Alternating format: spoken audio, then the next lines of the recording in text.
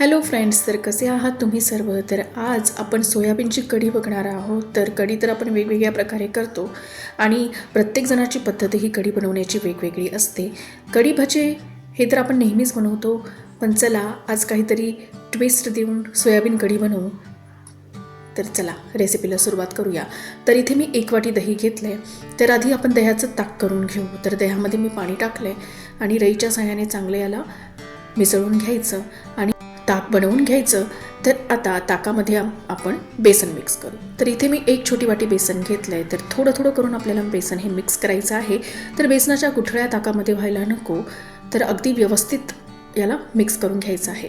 तर बघा आपलं बेसन हे ताकामध्ये अगदी व्यवस्थित मिक्स झालं आहे. आता यामध्ये आपण काही मसाले घालू. तर आपण मसाल्याच्या डब्यामध्ये जो छोटा चमचा ठेवतो तो मी वापरते आहे. तर 1 चमचा मी हळद घातली आहे, 1 चमचा धनी पावडर घातलं आहे, 2 चमचे रेड चिली पावडर घातलं आहे. तर मसाल्यांचं प्रमाण हे तुम्ही तुमच्या अकॉर्डिंग कमी जास्ती करून घेऊ शकता. तर हे सगळं आता व्यवस्थित मिक्स करून घेऊ आणि पुढची तयारी करू. तर आता सोयाबीन कढी बनवायची म्हटल्यानंतर सोयाबीन आपण बॉईल करून घेऊया. तर इथे पातेल्यामध्ये मी पाणी गरम करून घेतलं आहे, पाण्यामध्ये मीठ घातलं आहे आणि सोयाबीन आता यामध्ये बॉईल करू. तर सोयाबीन बॉईल होण्यासाठी फार जास्ती टाईम लागत नाही, अगदी 2 मिनटामध्ये हे बॉईल होतं. तर बघा अगदी 2 ते 3 मिनटामध्ये बॉईल झालेलं आहे. आणि तसंही माझ्याकडे आज छोट्या साईजचं सोयाबीन होतं, तुमच्याकडे मोठ्या साईजचं असेल तर तुम्ही तेही वापरू शकता.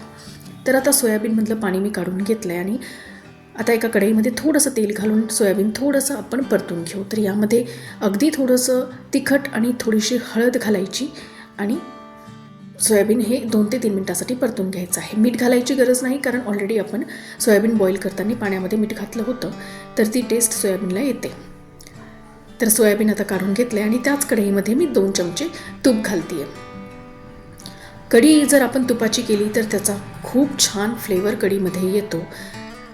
तर त्यामुळे ट्राय करा की तुपाची कढी करा. आणि तुपाचा फ्लेवर जर तुम्हाला आवडत नसेल तर तुम्ही तेलही वापरू शकता, काहीच अडचण नाही आहे. आता यामध्ये मी 1 चमचा हिंग घातला आहे, 1 चमचा जिरं आणि 1 चमचा मोहरी घालून घेऊ. आता जिरं आणि मोहरीची कडकडीत अशी फोडणी आपल्याला कढीला द्यायची आहे. अगदी थोडंसं यामध्ये मी तेल घातलं आहे. तेल आणि तुपाचा वापर खूप जास्ती करायचा नाही कढीमध्ये.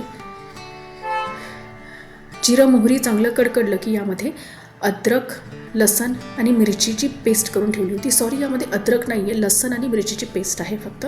तर ती आपल्याला चांगली परतून घ्यायची आहे. आणि हे परतलं की यामध्ये आपण लगेच जे आपण बॅटर करून ठेवलेलं आहे ताकाचं ते घालूया. आता ताकाचं बॅटर यामध्ये घातल्यानंतर त्याला अजिबात सोडायचं नाही आहे. तर त्याला सारखं हलवत राहायचं आहे जोपर्यंत कढीला एक चांगली उकळी येत नाही. तर बघा आता कढीला चांगली उकळी आली आहे आणि आता आपल्याला जवळपास 20 मिनटासाठी कढी ही शिजवून घ्यायची आहे. तर कढी ना जेवढी चांगली शिजणार, म्हणजे जेवढी चांगली कडणार, तेवढी कढी जास्ती टेस्टी होणार. तर आता जवळपास 20 मिनटं झाले, कढी ही कडती आणि तुम्ही बघू शकताय की साईडने कढीची क्वांटिटी बघू शकताय की कमी झाली आहे आणि कढीवरती ना एक तेलाचा आणि तुपाचा छान असा तरंग आला आहे. याच्यावरनं समजून घ्यायचं की कढी ही चांगली कडलेली आहे.